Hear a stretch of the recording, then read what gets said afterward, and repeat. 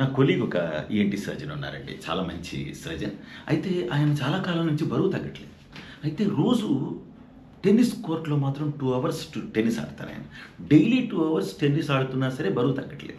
నేను ఒకరోజు ఉండట్లేక ఏంటి సార్ ఇది? రోజు మీరు టెన్నిస్ ఆడతారు, బరువు తగ్గకపోవడం ఏంటి సార్ మీరు? అంటే నేను టెన్నిస్ ఆడటం ఎప్పుడైనా చూసావా? అని అడిగారు.